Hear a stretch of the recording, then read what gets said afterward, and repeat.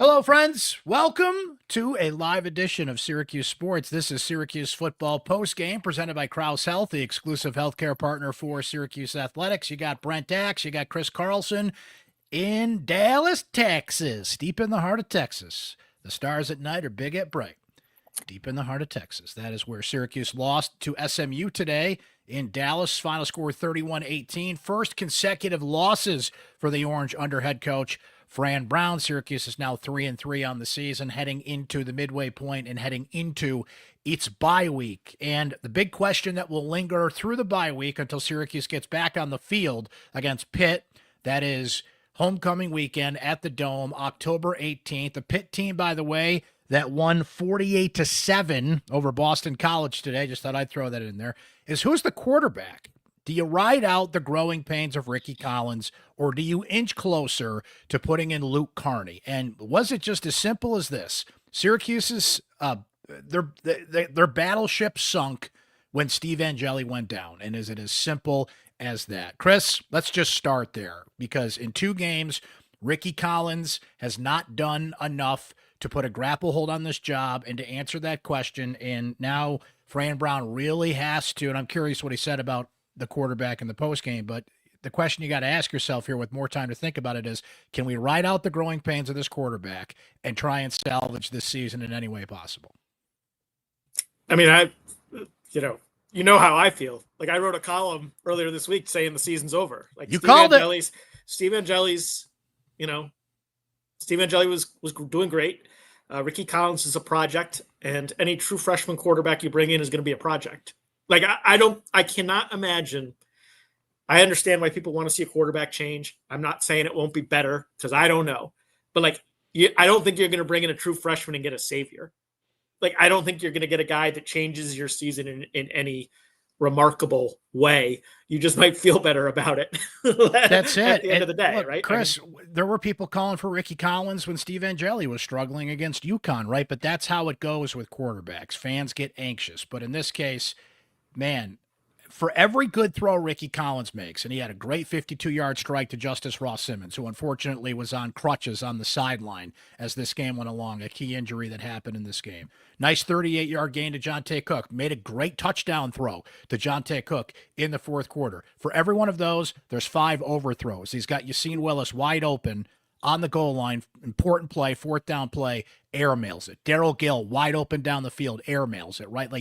And Chris, this is Duke and SMU we're talking about here. These are not defenses that anybody is intimidated by.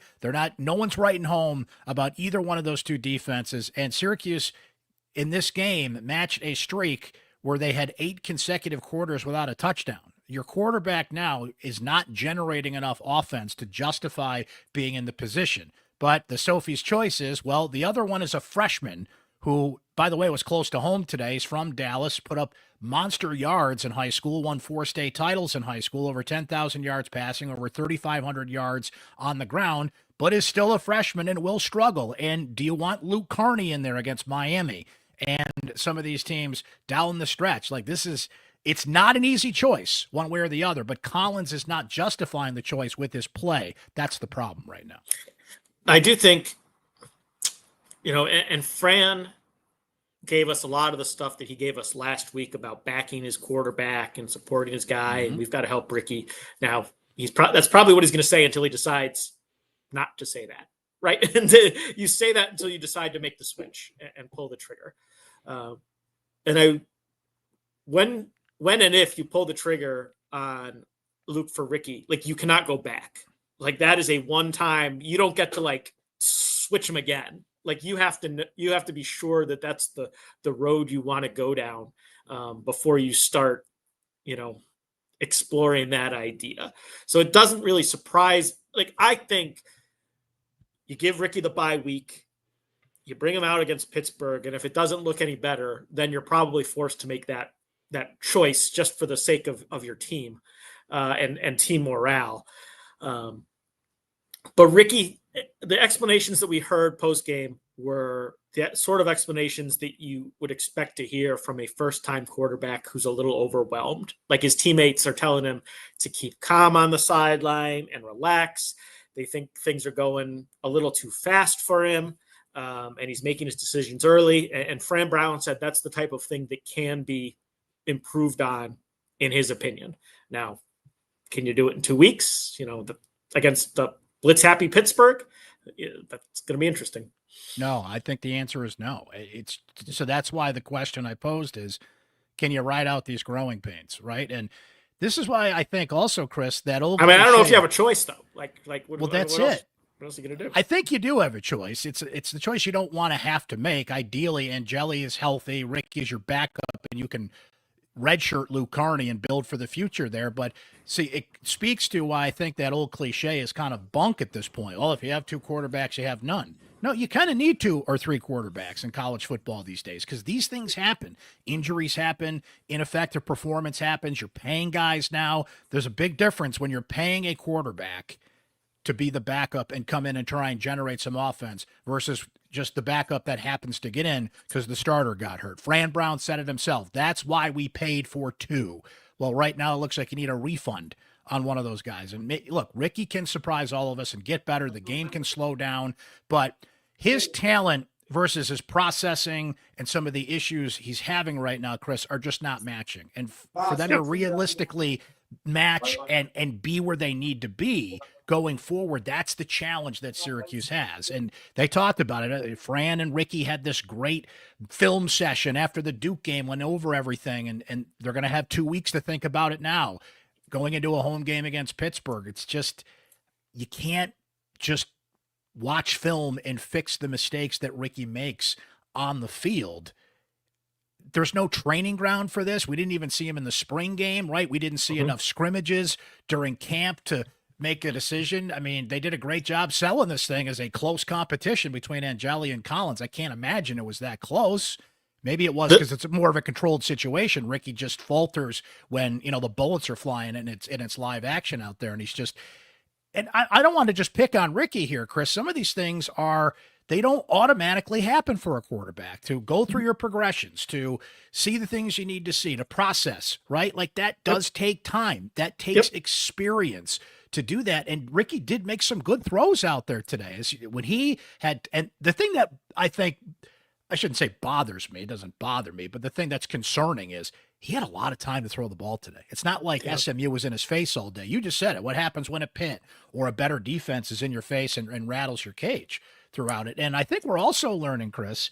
The one that concerned me was the one that worries me a lot was like the overthrow of Gill in the third quarter when Gill had the defense beat and Rickie's got the arm and that is if you're going to struggle processing and you're going to make some poor decisions, you have to hit that throw. You got to make those throws. You have to hit the home run when you have it, and he had it, and he missed it. That is the one where I was like, oh boy, because that's what he should bring to the table, right? In an ideal world, that is the play that he brings to the table. What were some other things that stood out to you in postgame, both from Fran or any players you spoke with, Chris? Fran was really he was critical of both of his coordinators. He was critical of some of Jeff Nixon's calls, and he was critical of Elijah Robinson in terms of some of the play calls. And he said some of the defensive play calls in the first quarter or in the first half when SMU's quick pass game was working. He had some plays that he had installed this week that Syracuse didn't run, and he wanted them to run it. Now, I will say, I thought the defense was okay. I thought the defense was okay until it was clear that the offense was bad. And then just sort of the whole house of cards collapsed. Yes. The defense came out and they got a stop to open the game. Even after on SMU's second possession, they held them to a field goal after the 4th and 1 disaster towards the goal line. I thought the defense held up its end until the emotional letdown of not getting any help sort of hit. The one concern I'd have for the defense while we're on that note, Chris, is how often they certainly watched the Duke film last week and the throws in the flat and how often SMU receivers just catch and run 15 yards, 14 yards, 16 yards, a pitch play, short run, the old Paul Pasqualoni expression, yak, right? Yards after the catch. That is a big problem. The speed is not there. at the linebacker position. It's not there in the secondary right now. I know Syracuse has had a couple of injuries on defense, but that's a problem. SMU took advantage of that, and it was strange, Chris. You were there. SMU, and Rhett Lashley was not happy about this. They really let off the gas pedal in the fourth quarter. There were times, like, if you didn't look at the scoreboard, it felt like they were losing in the fourth quarter of the game. It was really strange. If Syracuse got that onside kick, yeah, like, it would have been a game. And I'm not trying to say that Syracuse was close and a couple plays away, right? Like, I'm not trying to make that argument. Like, they got badly outplayed, but like, they would have had a chance if they recovered that. For as bad as they were, they would have had a chance. That would have been a wild finish. I'm intrigued to go back to what you were saying, though, about Fran and the coordinators. Fran was pretty open last week that he wanted to see Yassine Willis get the ball more on offense, and they tried to establish the ground game and just couldn't overwhelm SMU in that case. And today, Willis had 15 carries for 41 yards. Collins was actually the leading rusher with 57 yards and had a rushing touchdown in this game. So to see the frustration coming through from Fran on that front is pretty interesting.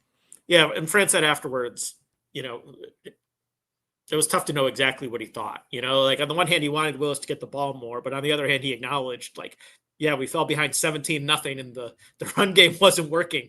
So it's tough to argue that, like, you should stick with it in that situation. I mean, it's really hard to, part of me wonders, like we know this about Fran. He is very much, it's on me.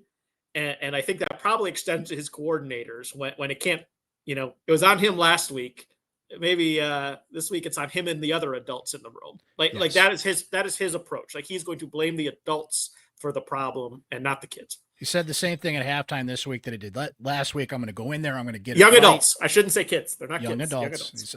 And they were somewhat right. Now, this team never lets off the gas pedal. They never quit. All those, relentless part of Dart, as we know, but they're not coming out strongly like they need to. And they have a quarterback that, Chris, if you have a functional quarterback in the last two games, I'm going to make the leap of faith that you're at least scoring more. Am I going to say they won the last two games? I mean, that's hard to say. I can't live in a what-if world, if ifs and buts were candy and nuts, whatever that expression is. But this brings me to the fourth down plays. So 4th and goal, right? Before that, it's 3rd and goal. They try Yassine Willis over the top. I don't mind that call. I'll take my chances with Big Yassine Willis making the leap. Maybe he didn't time it right. He jumped a little early on that.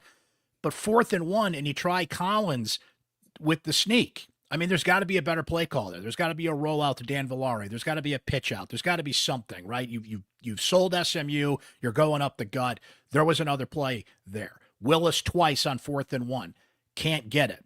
The 4th down touchdown pass that they missed that I brought up. So, Chris, statistically, the little ESPN graphic comes up there. Syracuse should and can go for it in all those situations, but you got to have the right call, right? You got to mix it up a little bit. And it was pretty evident that Syracuse was not going to overwhelm SMU. So I don't mind going for it on 4th down. I was just a little surprised at the lack of variety that Jeff Nixon brought to the table in that case.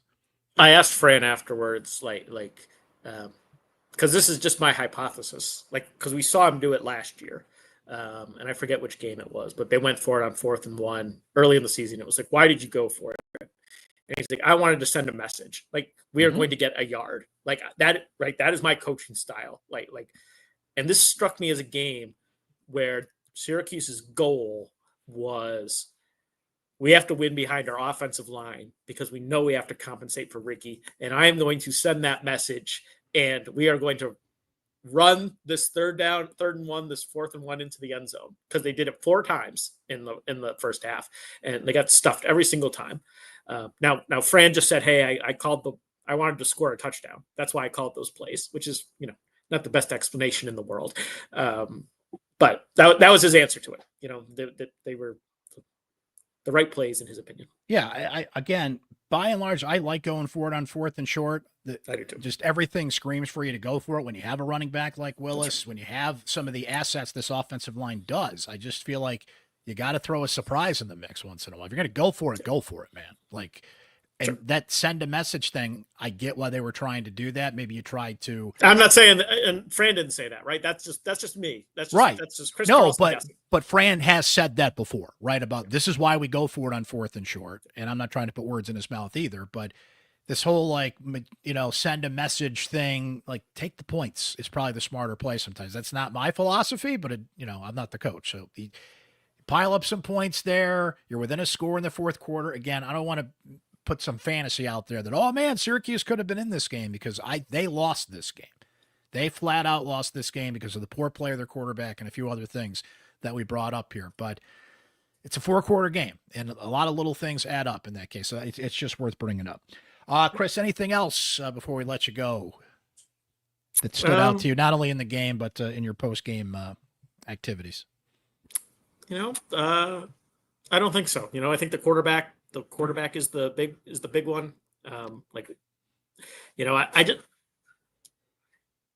I understand why people want to see if they have another answer, but I think the more likely scenario is they don't have an answer this year.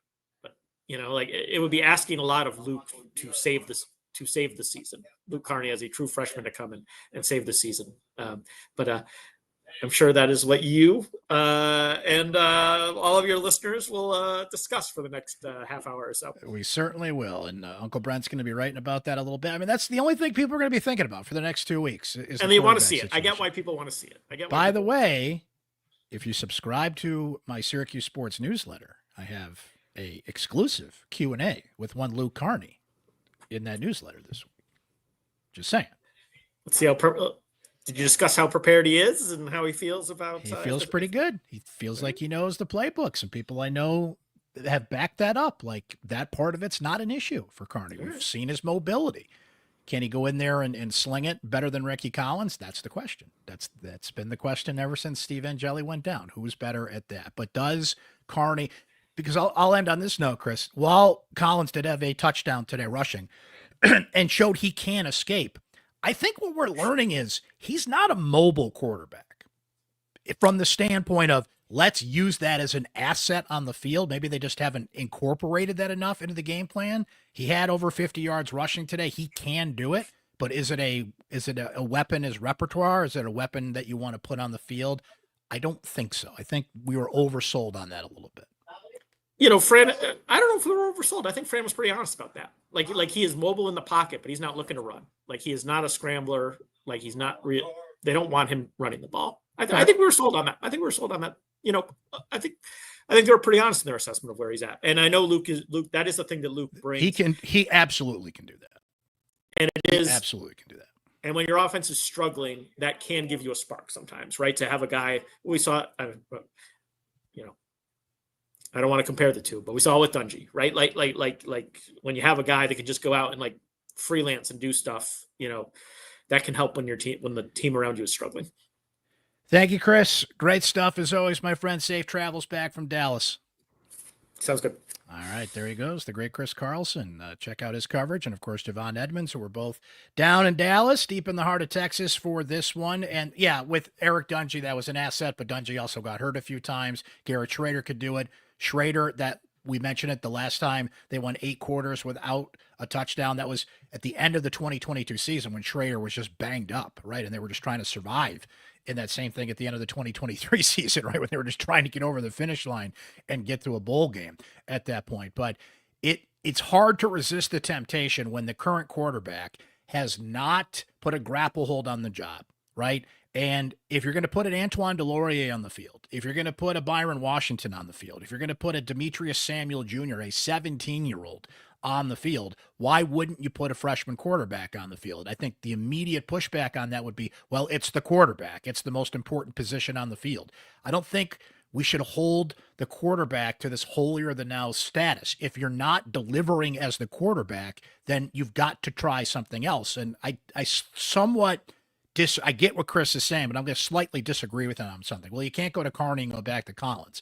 Why not? You are in that spot. That's the world you live in now.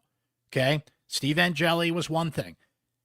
Kyle McCord was one thing. Kyle McCord was a unicorn and a quarterback that never went down the whole season, given the history of Syracuse backup quarterbacks that have come in the last 13, 14 years. I've been very...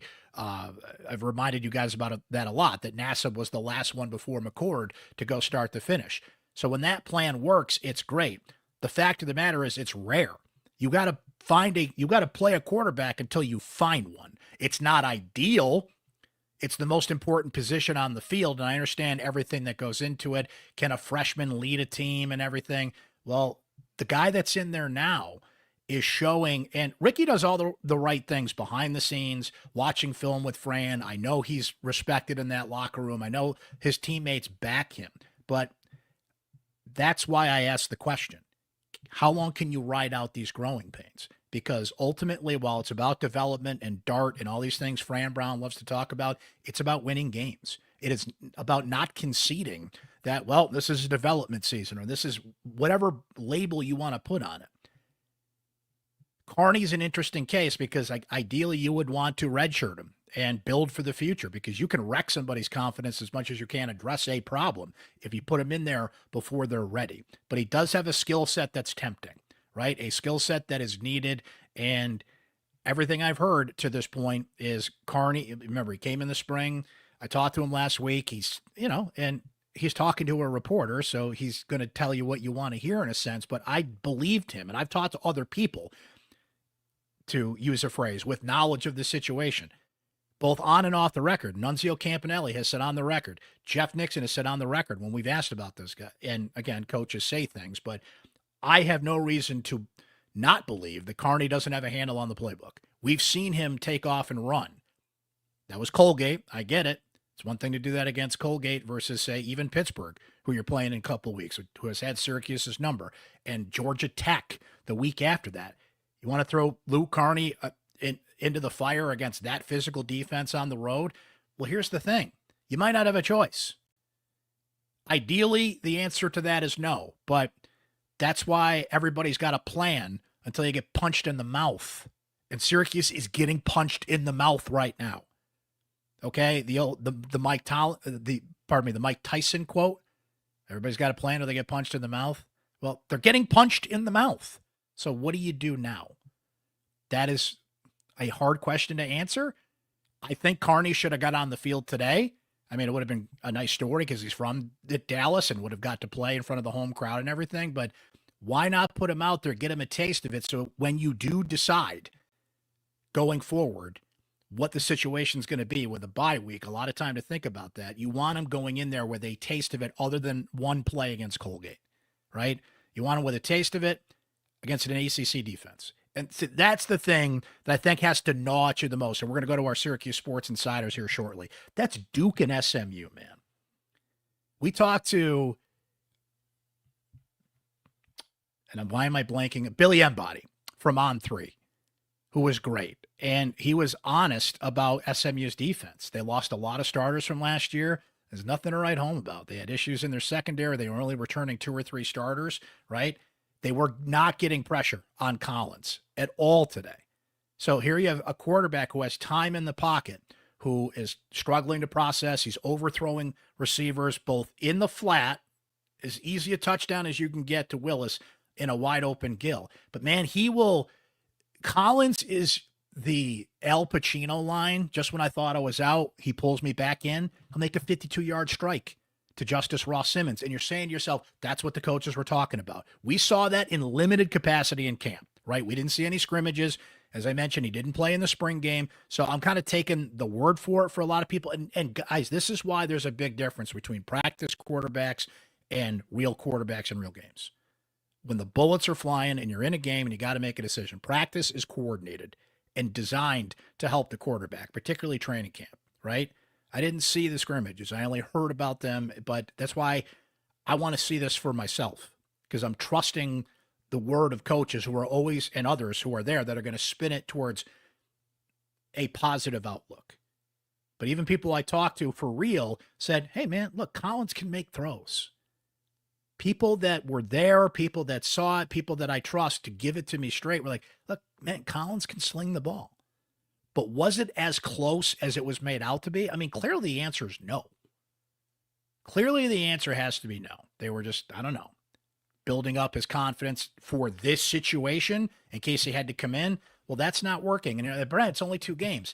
Guys, how much of this can get better at the rate Syracuse needs it to get better to still have a chance to go to a bowl game with the games that remain on the schedule? If you concede that this is a development year and it's just not going to happen, and if Steve Angeli going down represents the season going down, then you want Rickie Collins as your quarterback, right? You just ride it out. But that is a good, and they lost Justice Ross Simmons today. We'll see what the timeline is. And on the injury, he was on crutches, had a boot on his foot. Not a good sign. At least they got the bye week for him to heal. So we'll see what that plays out long term. But this is still an offense that's good enough to win with a functioning quarterback, with a good enough backup quarterback. And Rickie Collins, by his play, has not proven he's good enough consistently against two average, if not bad, defenses. Duke's defense holding Syracuse to 3 points, who came into that game giving up more points than anybody in the ACC. SMU's defense was okay.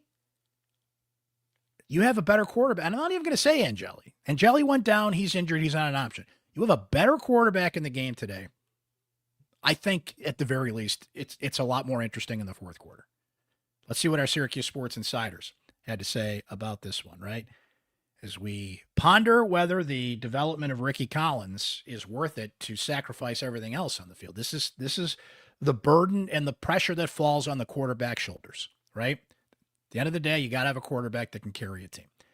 Our Syracuse Sports Insiders were certainly feeling it during the game. Love getting all your texts. Thanks for sending me your photos from the tailgate. Shout out to Texan Mark, who I had so many insiders text and say, hey, I'm going to be in Dallas. Where's Texan Mark? I want to go to this tailgate and hang with fellow insiders. And a lot of you guys did that. Shout out to all of you. Different at another Mark. I'm going to leave some people out here, so I don't want to start naming names, but shout out to everybody that sent me texts from your tailgates today and were asking, where can I hook up with fellow SU fans? That's what we do for you as a Syracuse Sports Insider, with direct text message access to me anytime, including your exclusive thoughts here on this postgame show. So enough of me. Let's get to you. Micah leading the way saying, welcome back, Syracuse football. Oh, no, don't say that. Let's not go back to what I think you're referring to there, Micah, but it's hard not to think that in some ways. Frankie S. says, Brent, I got nothing. Thank God for the bye week. I think we all could use it at this point. Let's see if somebody has something going forward here. You guys did. No offense to you, my guy, Frankie. You know I'm just breaking your chops. But I got nothing, man. Well, we need something to chew on here, but I get it. It all comes back to the quarterback, including Paul, who says, there is no way the competition was as close as they said. I am starting to think we need to let QB3 get experience for next year and chalk up this season as a loss. Now, here's why you're not crazy, Paul, because let's be real. Someone's going to transfer. You are in a constant hamster wheel of having to go find players at every position. And if I'm Rickie Collins and I lose my job here at Syracuse, am I going to ride it out and come back and back up Steve Angeli next year? Steve Angeli is going to be named the starter the minute he's healthy and fit to be the starter again. He proved enough, even in just how many games that he played, right? 4 games, that's his job. When he comes back. Rickie certainly did not Wally Pip him, and I don't think will Wally Pip him. Look up that reference if you don't get it, kids. I'd be stunned if he did, considering what's left on the schedule and just where he's at as a quarterback in his development right now. So if I'm Rickie Collins, am I going to stick around? So the concept of putting in QB3, who will be the backup to Steve Angeli next year, is currently the backup. You're not crazy at all to suggest that, right? Joe R. says this team is a puzzle. They are some good football players up and down the lineup, but occasionally they'll play well together.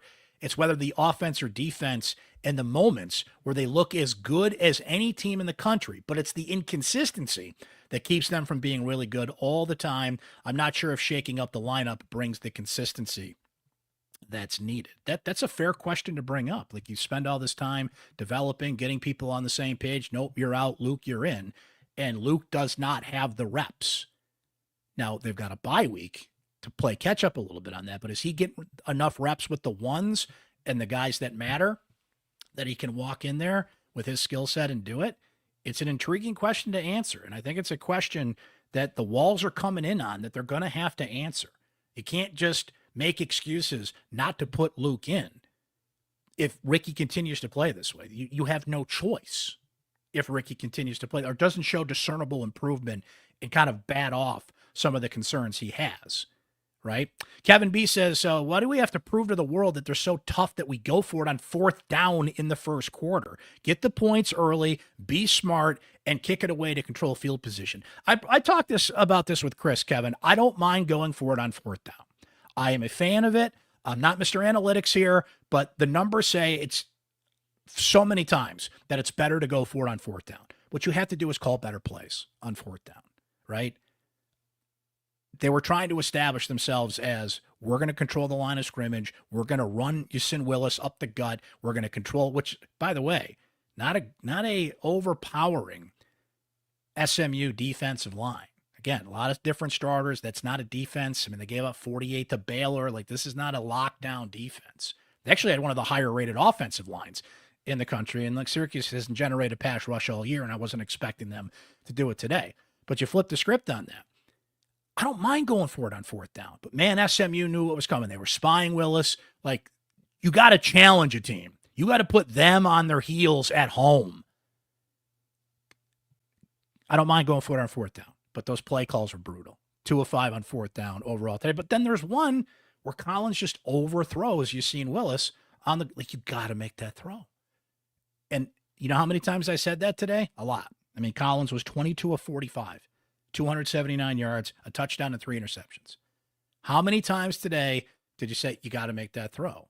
Or don't throw into double coverage, or don't tip your passes? I mean, Steve Addazio flat out said, Jeff Nixon, we had a story about this on syracuse.com, and I get it. They're going to defend their guy.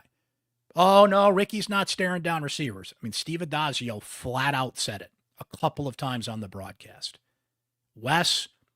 Rickie Collins has to stop giving things away with his eyes and staring down receivers, which, again, Collins was not going to parachute in against Duke, to be fair here, and have all the skills of the quarterback mastered. It's just that the flaws that he has are too easy for the defense to pick up on. Duke flat out said it last week. SMU was not challenged enough by the skills that Collins has to succeed. He's tipping his passes too much. He's not seeing open receivers. Like, okay, how long can you live with that? When does the light bulb go on? How long do you ride that? It's like that great scene from Braveheart where Mel Gibson's standing there with the sword. Hold. How long can you hold and hope that, wait a minute, it all comes together? That's the tough spot you're in, right? But when Steve Angeli went down, that's the scenario that got put on the table. That is the weight and the pressure put on the quarterback's shoulders. That's football, kids, right? Matty S says, if we're all clamoring for Rickie against UConn, we get Rickie now. Now all we want Luke, and he wasn't even close to the top 2 in camp, supposedly. So my goodness, how good can he be? Luke made steady progression. He wasn't near the top 2, but really started pushing for number 2 and then became number 2 when Steve Angeli went down, right? Is that a representation of the rest of the quarterback room? You know, Rich Bielen's not quite ready to be there. And you look around the room, like, who else do you have that has tangible experience that can step in there and play, right? But that's why this whole thing about if you have 2 quarterbacks, you have none is nonsense. You need, but there's only so many quarterbacks out there. And yeah, Syracuse paid for 2, but what Syracuse is paying for quarterback-wise versus even SMU, Tyler Van Dyke's their backup. He's a pretty good quarterback at times on the field. Syracuse is still in a position where they can't pay 2 quarterbacks on the level of some other schools, even in this conference. You know, Carson Beck's getting $5 million. Darian Mensah has the opportunity to earn upwards of $7-8 million at Duke. And Jelly and Collins, they're not getting that kind of money. So, yeah, the whole, you bought 2 quarterbacks. It looked like they really hit the lottery 2 years in a row. First with McCord, and it was starting to look that way with Angeli. So they're good at identifying that one. But finding the second one, that's still a question mark. So, yeah, Carney is a traditional recruit. He was not bought. He was not brought in as a transfer. He went through the traditional process here. He's still a freshman. Everything I've heard, as I mentioned, I've talked to him a few times. I'm impressed with him. I think that mobility is intriguing and what Nixon can do. That's not what Nixon wants to do, like plop Collins into the offense that you want Angeli running. I don't think you should do that with Carney if he ends up playing, because you've got to utilize his legs, but you got to throw the ball at this level consistently to hang in there at court. That's the issue with Collins. Can Carney do that? I have no idea, because I haven't seen it and you haven't seen it at a level to make a prudent judgment on that. But that's what makes it so intriguing, right? All we have is high school numbers and some things we've heard about.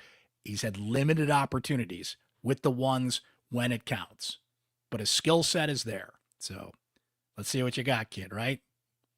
It seems inevitable we're going to at some point. Will that be against Pitt in 2 weeks? That is the question. Jason says Rickie Collins might be more mobile than Angeli, but he's not a mobile quarterback. I'm not seeing it. I agree with you, Jason. And, Chris made a good point. I don't want to say Fran Brown, right? Because Fran was pretty honest about this. Other people were honest. Maybe this was just my misperception. When you're comparing him to Angeli, he's certainly more mobile. But that's not Rickie's game, right? I thought it could be an asset in his game. I think there are plays you can build in with his mobility, but is he a, quote, mobile quarterback? I don't think we can say that, which, by the way, I wish we could, because that would give you more reason to firmly say he should be the guy. Now, he had a 6-yard touchdown run today. He had a couple of big runs. He can get out of trouble. There were a couple of times he recognized it, took off and run. He can do it, but would you put mobile quarterback in his description line? I don't think so. I agree with that. He can do it, but is it an asset? Probably not. Michael L. says, hard to understand why Fran didn't give Carney a chance, especially being from Dallas. They need a solution at quarterback, and it would have been a good opportunity to see what he can do. Spencer says, Spencer says, I don't know that Carney would be better, but I can't imagine he'd be worse. I won't be surprised if Collins gets another game, and maybe they can figure something out in the bye week. Seth B says this will be Collins' year if he remains the starter. If he hits 2 open receivers, Cuse wins. Nah, it's not that simple. It's not that simple. He hits 2 open receivers, they win. I don't know if you could boil it down to that. But his inconsistency will lead to games like this the rest of the season. A couple more from our insiders, then we're going to hit the secret voicemail line from Randy, who says this team has become unwatchable after the quarterback change.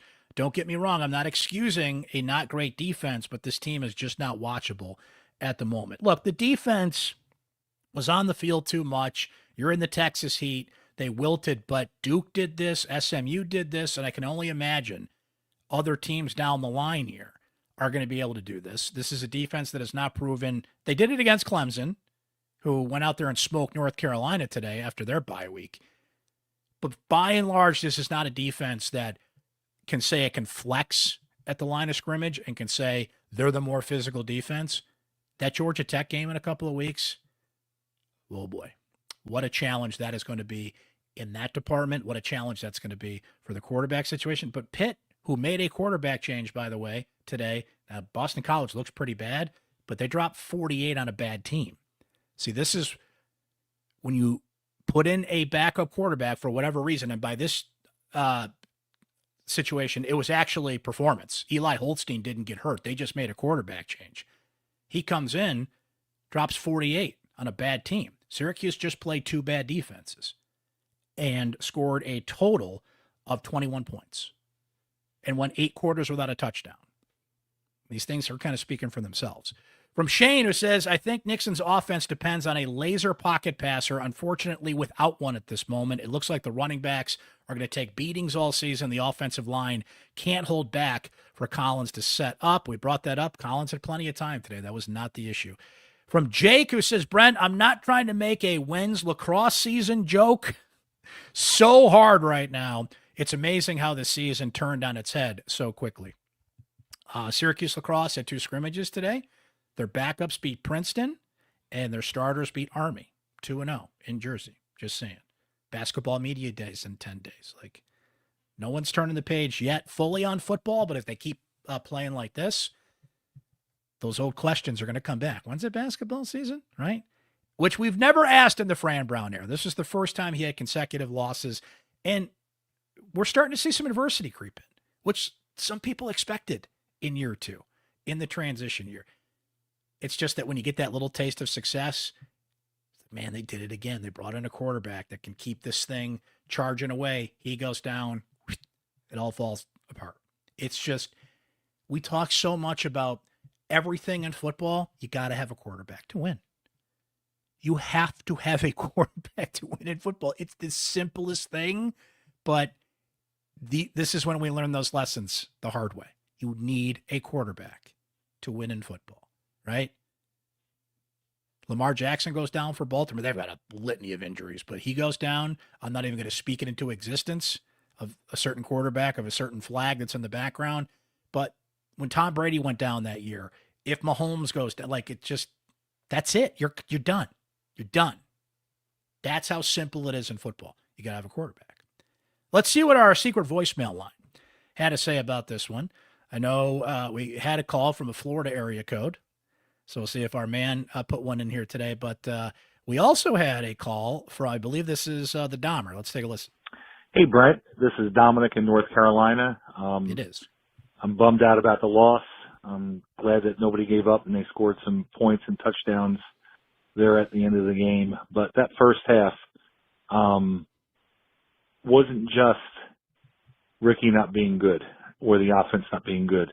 The play calling and the decisions to go forward on fourth down so many times and putting a not good defense or terrible defense in bad positions. Not the first time going for it on the 1 yard line, I don't think it was a bad decision, but the other two times, I feel like coaches forcing Rickie to be good, forcing, just having such belief in him that he's like, I'm going to show you that you're good, Rickie. I'm going to show himself that Rickie is good, and I just don't know if Rickie is good yet. I don't think he's ever going to be good. I'm glad that Luke didn't come into the game, Carney, because I want to preserve his red shirt and don't really want the world to see how good he is, so he'll transfer. If it's a point where we have to play him, I'd like it to be in the last 3 games of the season, so he plays 4. And then because once you pull Collins, you can't put him back. It's done. Brent, I think I've heard you say that before when DeVito was here. But anyway, the defense needs a lot of work, and I don't know if it's because they're young or if just Robinson is not good at coaching them up. I don't know. Time will tell. But, it's sad to see him lose, but I feel like I saw a little bit of growth in the offense in that second half. Thanks, Brent, for everything. Thanks, Dahmer. Thank you, man. Appreciate it. He asked a fair question there. Once you go away from Collins, you can't go back. I mean, you're going to wreck his confidence. It's a tough thing to do, but they're also in a spot where the quarterback room is thinner. They're in I don't want to say an emergency situation. That'd be a little strong, but they're in a spot where it is next man up, right? Not wanting to show Carney to the rest of the world. I mean, you can only hide him for so long. It's not like coaches and people out there weren't aware of him when he was at Texas and the numbers he put up in some of the other schools that recruited him. Do you want to preserve his red shirt? I think there was a time that was ideal. Are we still in that world? If it's be one thing if Collins came in, you're like, okay, I can live with this. Let's ride this out. Maybe your scenario of play him enough, but still be able to redshirt him is in play, but you're kind of losing that luxury now when Angeli went down. You got to recruit players to play, even quarterbacks.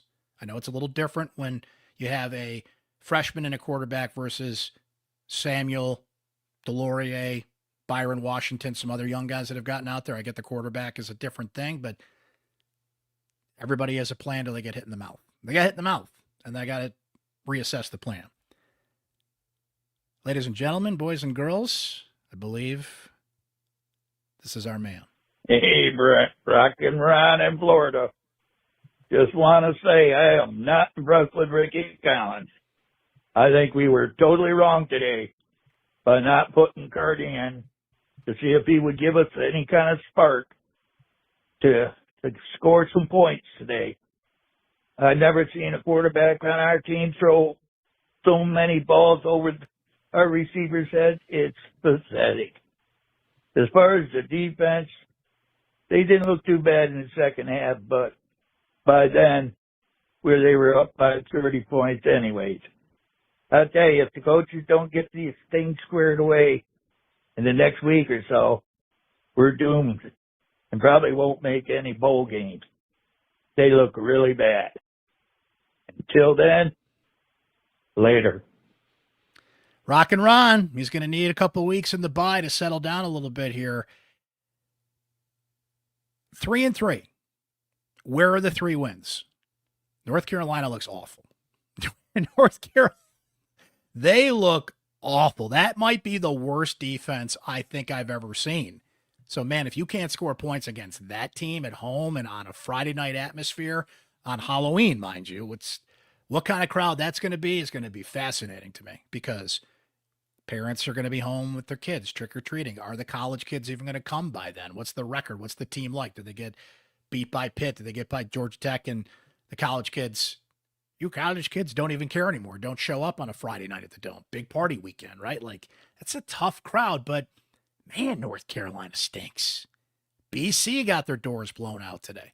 You would like to think end of the year that's a win, but who knows what your health looks like in the last game of the year.